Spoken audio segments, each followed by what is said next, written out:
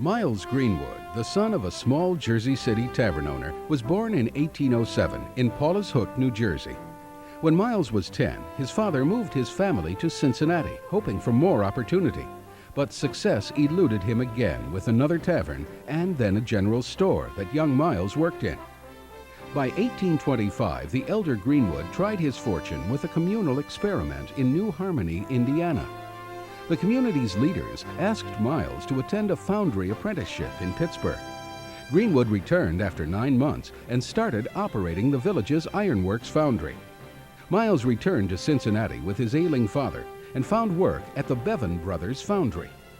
A fire destroyed that business in 1831, so Greenwood and another ex-Bevans employee borrowed $500 and started Eagle Ironworks, a firm that manufactured hardware, stoves, lifts, and plow molds.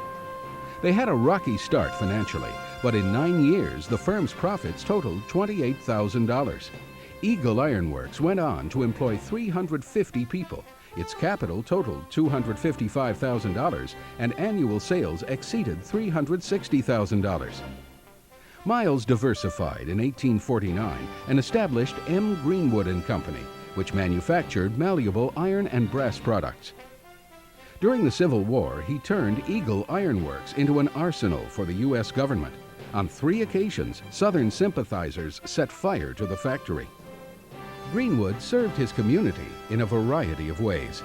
In 1840, he was elected to City Council. In 1850, he was treasurer and director of the House of Refuge, which reformed the city's depraved and unmanageable children. Greenwood was a major benefactor of the Ohio Mechanics Institute. In honor of all his support, Greenwood was appointed advisory director for life. Greenwood also reorganized the city's fire department. He had been a volunteer fireman since 1829, and in the 1850s he realized the system needed to be reformed. He convinced a skeptical city council to financially support Alexander Latta's work on a steam-powered fire engine.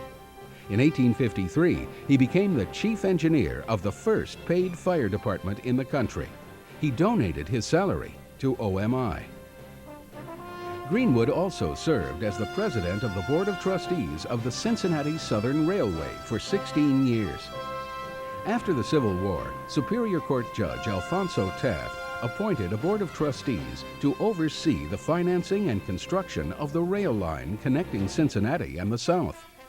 The trustees elected Miles Greenwood as president of the board.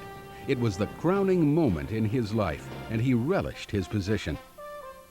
He traveled to Washington, D.C.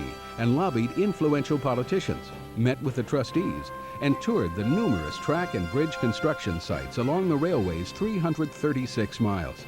In March 1880, after 11 years of red tape and cost overruns, the railway officially opened with a formal reception at Music Hall. Greenwood remained president of the board until his death in November 1885 at age 78. As successful as he was, Miles Greenwood did not die wealthy, since he had given his time to the city and his money to institutions he felt benefited the greatest number of people. His remarkable leadership has earned him a very important place in the history of Cincinnati, the fire department, and the Cincinnati Southern Railway.